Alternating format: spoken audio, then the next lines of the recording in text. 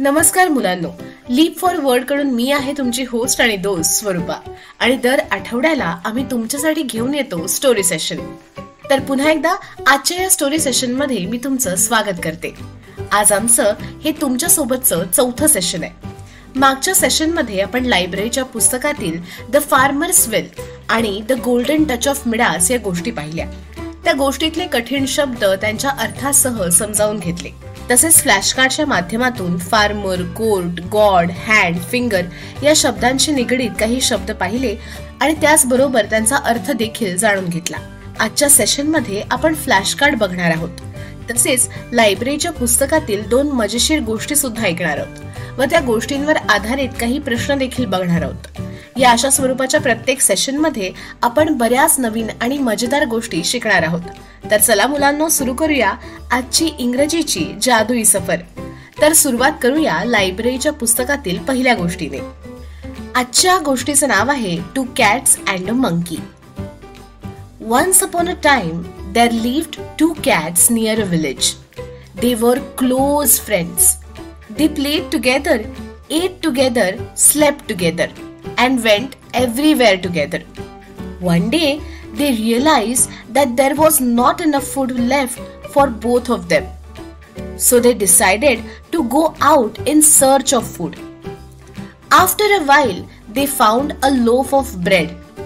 They both wanted the bread as they were very hungry. They began to fight over it. One cat said, "I found it first. Now it's mine."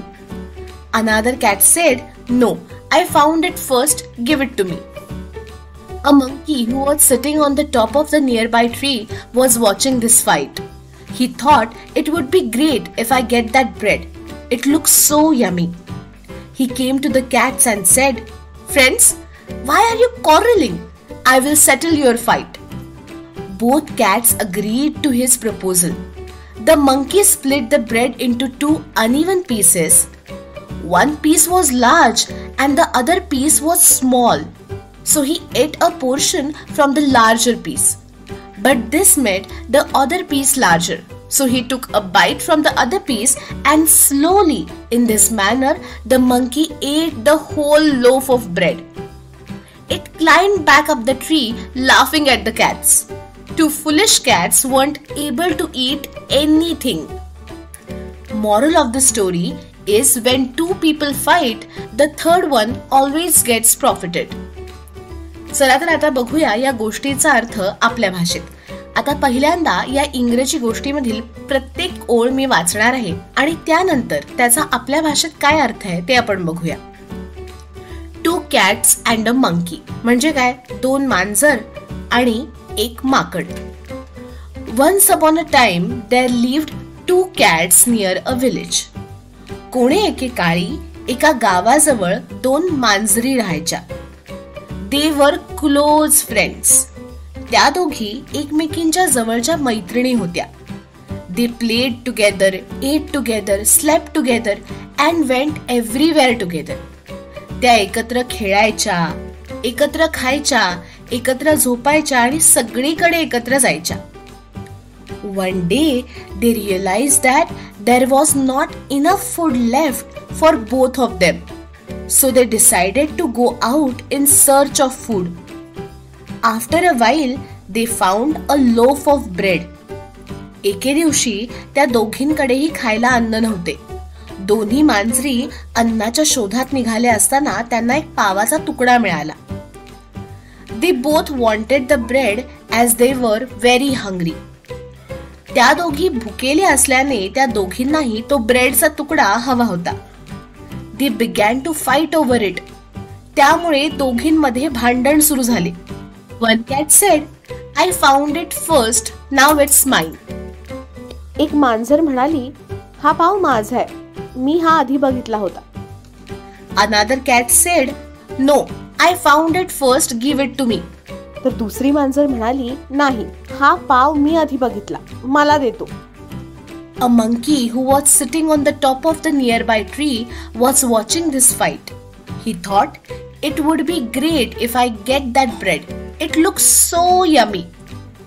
झाडावर बसून मांजरीचे भांडण बघणारे एक माकड स्वतःशीच विचार करत म्हणाले की मला जर हा पावाचा तुकडा मिळाला तर किती बरे होईल. हा तुकडा तर फारच चविष्ट दिसतोय.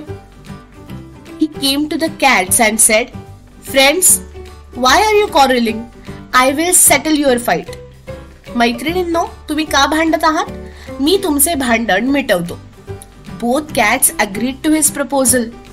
दोन्ही मांजरींनी माकडाचा प्रस्ताव स्वीकारला. The monkey split the bread into 2 uneven pieces. माकडाने त्या पावाच्या तुकड्याला 2 असमान भागात तोडले. One piece was large and the other piece was small, so he ate the portion from the larger piece.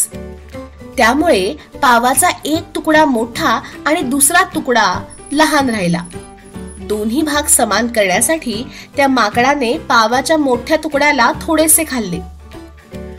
But this made the other piece larger, so he took a bite from the other piece and slowly, in this manner, the monkey ate the whole loaf of bread. पण त्यामुळे उरलेला भाग मोठा राहतो, म्हणून तो माकड पावाचा तुकडा समान होण्यासाठी आणखी एक भाग खातो आणि अशा प्रकारे संपूर्ण पावच फस्त करतो. He climbed back up the tree laughing at the cats. आणि माकड झाडावर परत जातो व त्या मांजरींवर हसायला लागतो. Two foolish cats weren't able to eat anything. अशा प्रकारे दोन्ही मूर्ख मांजरींना काहीच खायला मिळत नाही. Moral: when two people fight, the third one always gets profited. तात्पर्य: दोघांचे भांडण आणि तिसऱ्याचा लाभ. तर मुलांनो, आता आपण एक छोटासा खेळ खेळूया.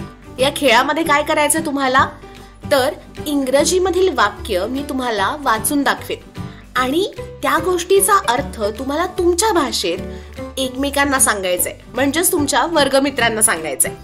तर तयार आहात सगळे? चला तर मग सुरू करूया. 2 cats and a monkey.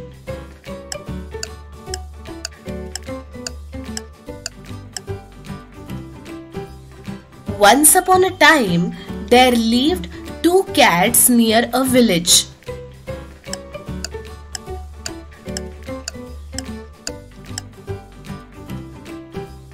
They were close friends. They played together, ate together, slept together, and went everywhere together.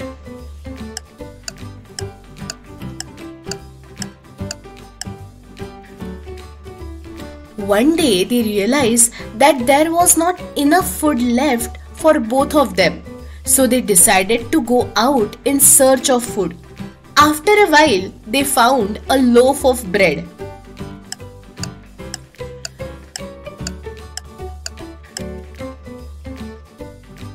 They both wanted the bread as they were very hungry.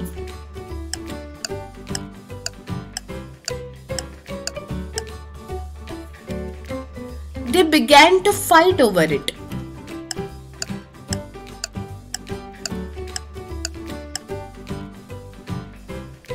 One cat said, "I found it first, now it's mine."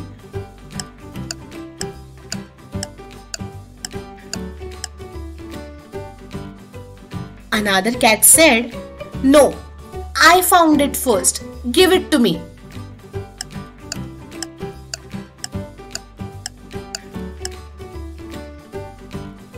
A monkey who was sitting on the top of a nearby tree was watching this fight. He thought, "It would be great if I get that bread.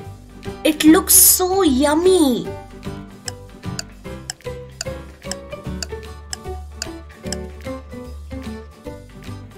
He came to the cats and said, "Friends, why are you quarreling? I will settle your fight."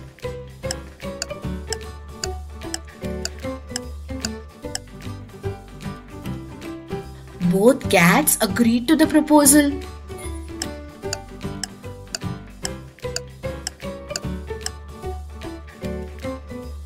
The monkey split the bread into 2 uneven pieces.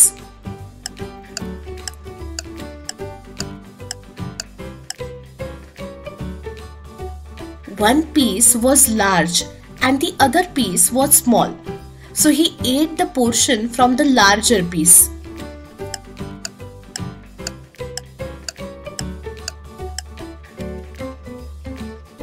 but this made the other piece larger. So he took a bite from the other piece, and slowly, in this manner, the monkey ate the whole loaf of bread.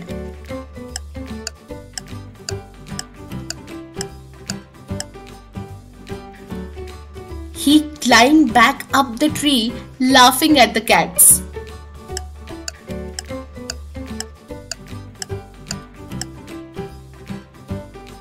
Two foolish cats weren't able to eat anything.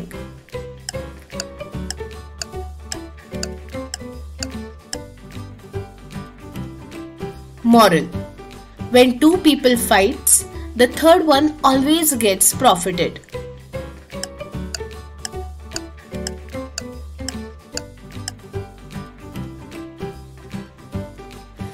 तर मुलांनो, कशी वाटली तुम्हाला ही दोन मांजरे आणि एका माकडाची गोष्ट? मजा आली ना? आता आपण या गोष्टीमधून काही अवघड शब्द आणि त्यांचे अर्थ बघूया. पहिला शब्द आहे हंग्री. HUNGRY. हंग्री म्हणजे काय? भुकेलेले. दुसरा शब्द आहे रिअलाइज्ड. REALIZED. रिअलाइज्ड म्हणजे जाणीव झाली. तिसरा शब्द आहे लोफ. LOAF. लोफ म्हणजे पावाचा तुकडा. इनफ. ENOUGH. इनफ म्हणजे पुरेसे. पुढचा शब्द आहे स्प्लिट. SPLIT. स्प्लिट म्हणजे विभाजन. पुढचा शब्द आहे पोर्शन. PORTION. पोर्शन म्हणजे भाग. पुढचा शब्द आहे प्रॉफिट. PROFIT. प्रॉफिट म्हणजे फायदा. त्यापुढील शब्द आहे प्रपोजल. PROPOSAL. प्रपोजल म्हणजे प्रस्ताव. त्यापुढील शब्द आहे कॉरलिंग. QUARRELING. कॉरलिंग म्हणजे भांडण.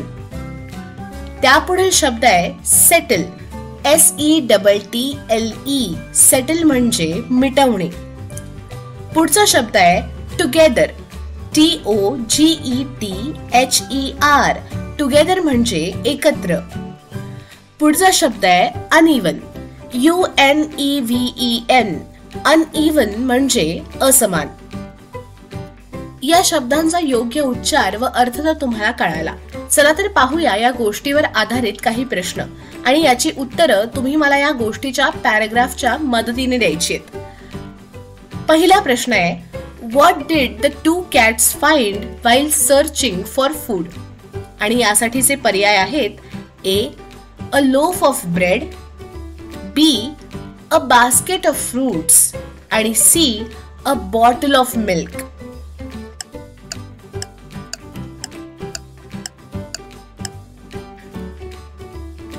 पुढचा प्रश्न आहे why did the cat start fighting. आणि पर्याय आहेत A. They disagreed on where to eat. B. There was only one piece of bread. And C. They wanted to play a game.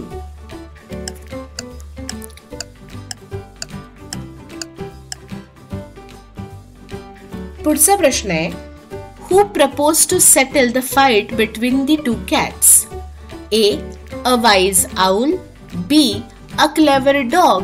Or C. A mischievous monkey.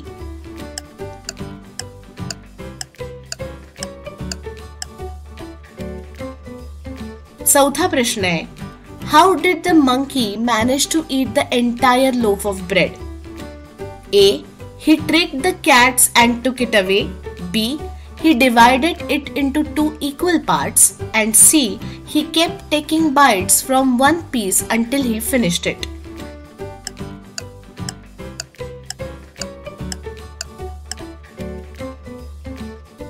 आणि पाचवा प्रश्न आहे What is the moral of the story?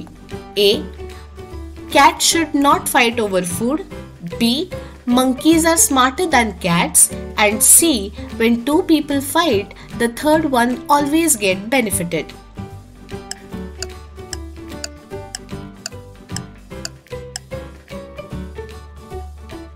अरे वा, तुम्ही तर सर्व प्रश्नांची अगदी बरोबर उत्तरं दिलीत. चला तर वळूया पुढच्या भागाकडे. आता आपण पाहणार आहोत flash cards. Flash card number 1. DOOR door म्हणजे दरवाजा. Door bell DOORBELL doorbell. घराच्या बाहेर जी घंटा लावलेली असते त्याला डोरबेल असे म्हटले जाते. LOCK लॉक म्हणजे कुलूप. लॉकच्या खाली आहे डोरमॅट म्हणजे पाय पुसणे. डोरमॅटला आपण बाहेर का ठेवतो? जेव्हा आपण बाहेरून येतो तेव्हा आपल्या पायाला धूळ माती लागलेली असते, ती पुसण्यासाठी आपण याचा वापर करतो. डोरमॅटच्या खाली शब्द आहे लॅच. LATCH लॅच म्हणजे कडी. लॅचच्या नंतर शब्द आहे की. KEY की म्हणजे चावी. आता बघूया पुढचं flash card, which is our flash card number 2. INDIA India म्हणजे भारत म्हणजेच आपला देश. देशाला इंग्लिशमध्ये म्हणतात COUNTRY कंट्री. कंट्रीच्या राजधानीला कॅपिटल असे म्हटले जाते. CAPITAL. इंडियाची कॅपिटल दिल्ली आहे. इंडियामध्ये खूप राज्य आहेत. राज्याला इंग्रजीमध्ये म्हणतात स्टेट. STATE state. एक असेल तर स्टेट आणि खूप असतील तर स्टेट्स. प्रत्येक राज्यात जिल्हे असतात. जिल्ह्याला इंग्रजीमध्ये म्हणतात डिस्ट्रिक्ट. DISTRICT district. डिस्ट्रिक्ट मध्ये काय असतो? तालुका. आणि तालुक्यात काय असतात? गाव. गावाला म्हणतात विलेज. VILLAGE village. आता जाऊया पुढच्या फ्लॅश कार्ड कडे. Flash card number 3. पहिला शब्द आहे MOUTH माउथ म्हणजे तोंड. पुढचा शब्द आहे टंग. TONGUE टंग म्हणजे जीभ. टंग नंतर आहे टीथ. TEETH टीथ म्हणजे दात. एक दात असेल तर त्याला म्हणतात टूथ. एक पेक्षा जास्त दात असतील तर त्याला म्हणतात TEETH टीथ. टीथच्या खाली आहे गम्स. GUMS गम्स म्हणजे हिरड्या. आणि लास्ट वर्ड जॉ. JAW जॉ म्हणजे जबडा. पुढे जाऊया फ्लॅश कार्ड नंबर 4 वर. MILK मिल्क म्हणजे दूध. त्यापुढे आहे बटर. BUTTER बटर म्हणजे लोणी. बटर नंतर शब्द आहे बटर मिल्क. बटर मिल्क म्हणजे ताक. बटर मिल्कच्या खाली शब्द आहे डेअरी. DAIRY डेअरी म्हणजे दुधासंबंधित जेवढे काही पदार्थ आपल्याला जिथून मिळतात त्याला डेअरी असं म्हणतात. जसं कुक्कुट पालनाला पोल्ट्री म्हटलं जातं. POULTRY पोल्ट्री म्हणजे जिथे कोंबड्यांना पाळलं जातं अशी जागा. आणि दुधासंबंधित ज्या गोष्टी आपल्याला हव्या असतात त्या डेअरीत मिळतात. CHURN churn. चर्न म्हणजे घुसळणे. आपण लोणी मिळवण्यासाठी चर्न करतो. म्हणजे काय? घुसळतो. लास्ट वर्ड आहे कर्ड. CURD कर्ड म्हणजे दही. अशा प्रकारे आपल्याला 6 नवीन शब्द कळालेत. Milk, butter, butter milk, dairy, churn आणि कर्ड. आता जाऊया आपल्या पुढच्या फ्लॅश कार्ड कडे म्हणजेच फ्लॅश कार्ड नंबर 5. पहिला शब्द आहे ऑर्नमेंट. ORNAMENT ऑर्नमेंट म्हणजे अलंकार. BANGLE बँगल म्हणजे बांगडी. नेकलेस. NECKLACE नेकलेस म्हणजे गळ्यातील हार. त्याच्या खाली आहे anklet.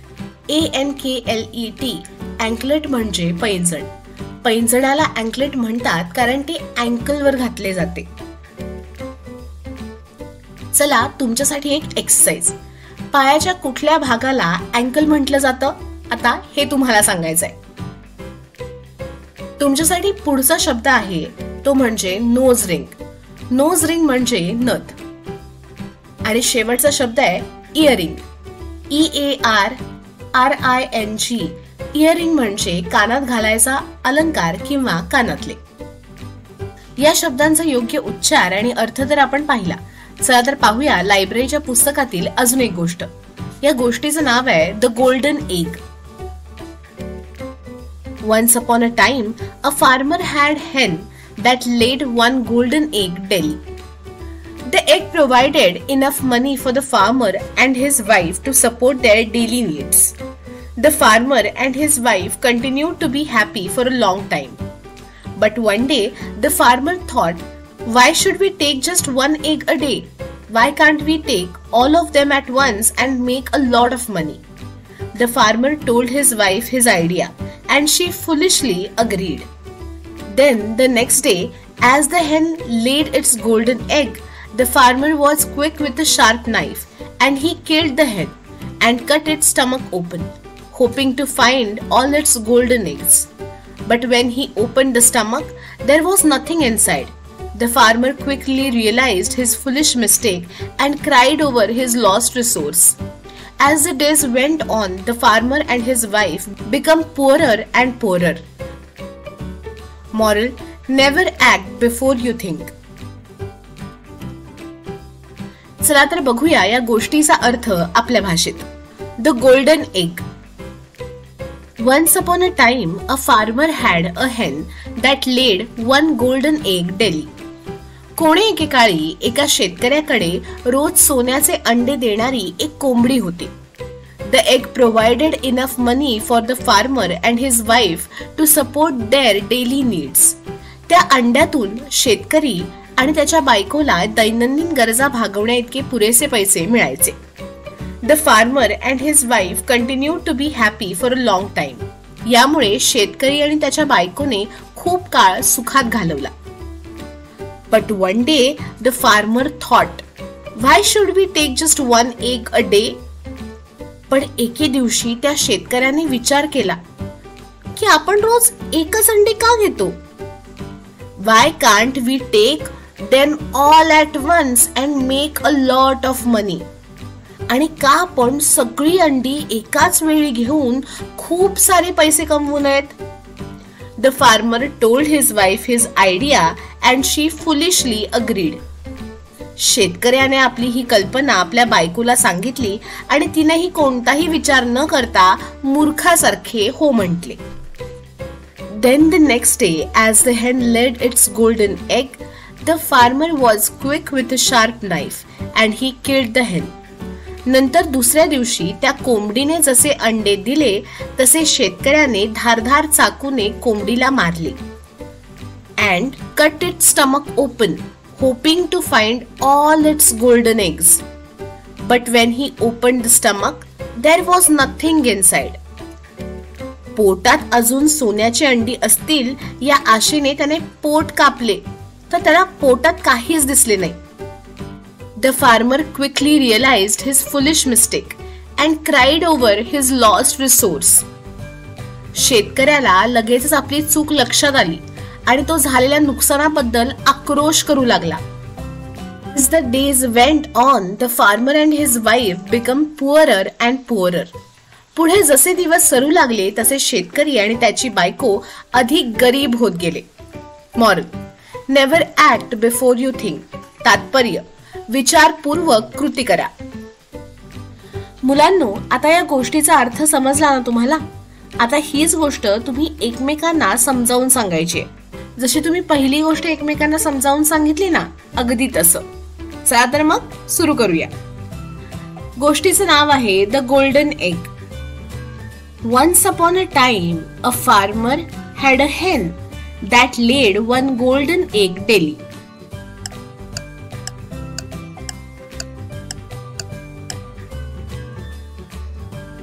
The egg provided enough money for the farmer and his wife to support their daily needs.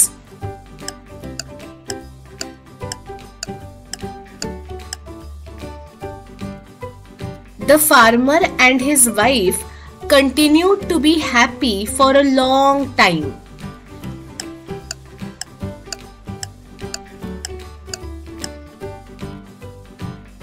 But one day, the farmer thought, why should we take just one egg a day?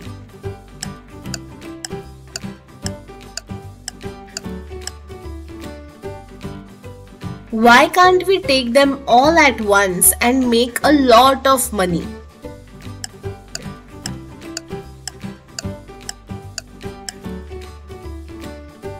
The farmer told his wife his idea and she foolishly agreed.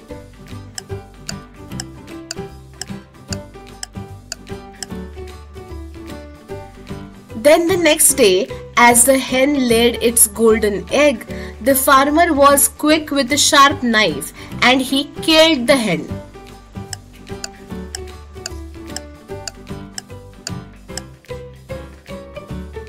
And cut its stomach open, hoping to find all its golden eggs. But when he opened the stomach, there was nothing inside.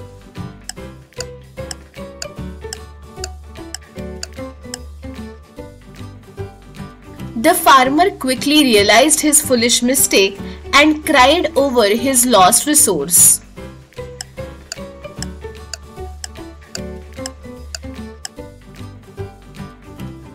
As the days went on, the farmer and his wife became poorer and poorer.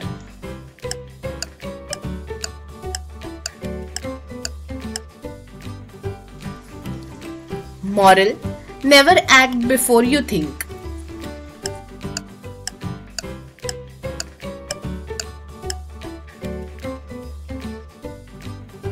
तर मुलांनो, कशी वाटली तुम्हाला ही गोष्ट?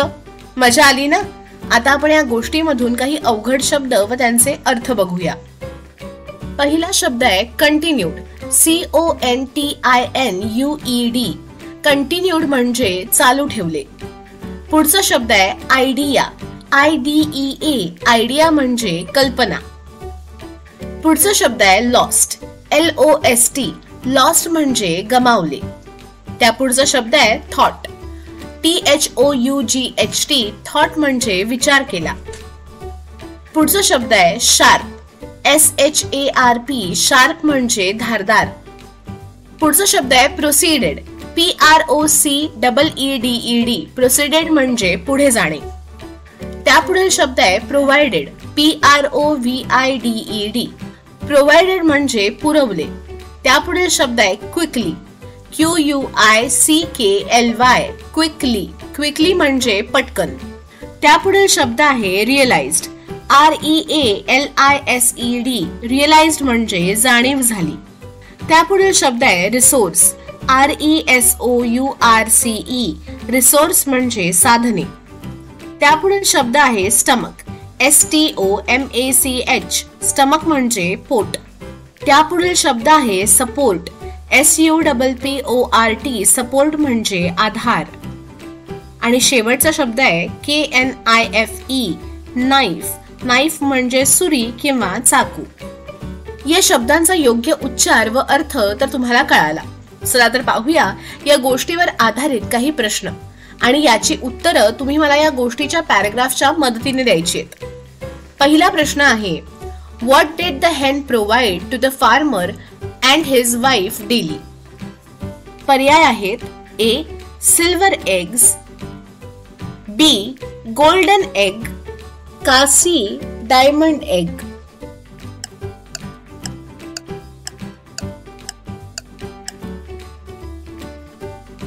पुढचा प्रश्न आहे, Why did the farmer decide to kill the hen? A. He wanted to eat it for dinner. B. He hoped to find all its golden egg at once. And C. The hen was sick.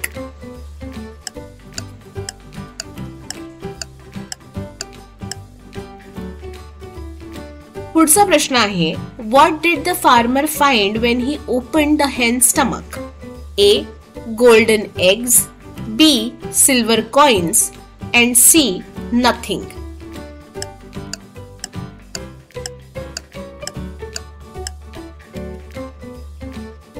चौथा प्रश्न आहे, How did the farmer feel after realizing his mistake? A.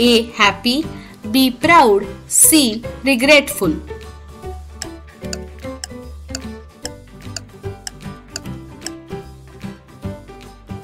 आणि पाचवा प्रश्न आहे, What is the moral of the story? A. Greed leads to downfall, B. chickens are valuable pets, and C. always trust your instincts.